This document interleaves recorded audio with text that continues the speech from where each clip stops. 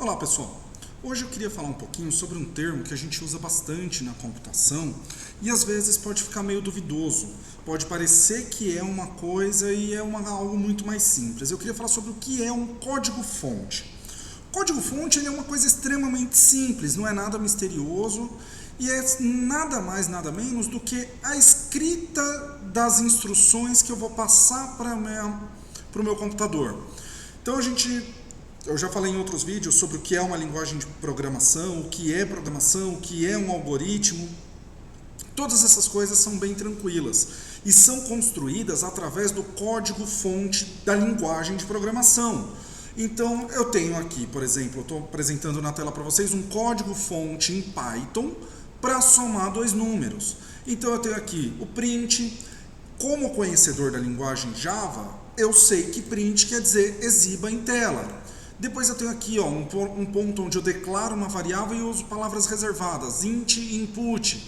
Int é um cast, eu estou convertendo a entrada para um inteiro, o input é a entrada, então eu sei que vai receber um dado vindo de fora.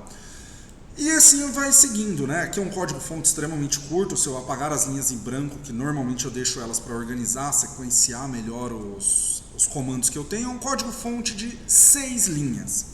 Existem códigos-fontes de milhares de linhas, existem códigos-fontes com poucas linhas, como 6, esse é um exemplo, podemos ver. E seja lá qual for ele é possível de uma leitura. Eu escrevo ele, depois a máquina irá convertê-lo para o modo onde ela vai operar, no caso do Python ele é interpretado depois, posteriormente. E qualquer pessoa que pegar esse código, ele consegue dar manutenção. Por isso que é importantíssimo a gente usar coisas como, por exemplo, os comentários.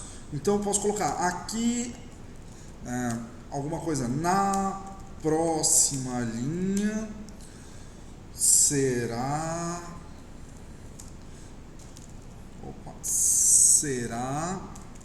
exibido o resultado. Então, no caso do Python, se eu coloco um hashtag aqui no começo da linha, indica que essa linha é um comentário, não será interpretada. Isso ajuda a organizar o meu código-fonte para que outras pessoas possam fazer a leitura.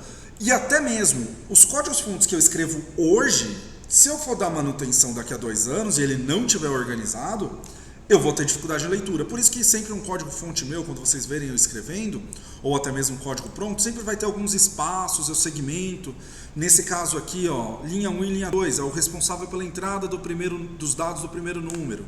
Linha 4 e linha 5, responsável pela entrada dos dados do segundo número. Linha 7, responsável pelo cálculo. Linha 10, a saída, né? Todo algoritmo vai ser composto de entrada, processamento e saída. Eu gosto de dividir visualmente cada uma dessas partes para deixar mais fácil uma leitura posterior. Mas o código-fonte seria a escrita das instruções em linguagem de programação. Alguns sistemas, por exemplo, se fala muito, Linux tem código aberto, Windows tem código fechado. O que isso quer dizer? O Linux, de uma maneira geral, você pode pegar todas as instruções que foram escritas para ele e olhar. Você tem acesso a verificar e aferir a validade disso. Ou seja, pode-se olhar instrução por instrução e quem entender da linguagem de programação vai saber exatamente o que aquele sistema faz. O Windows já é fechado, você tem que ir usando ele para saber o que ele faz, de certa forma, ou acreditar no fabricante. Então, a partir do momento que você abrir o código-fonte de um sistema, pode-se conferir 100% do que aquele sistema faz exatamente, tá bom?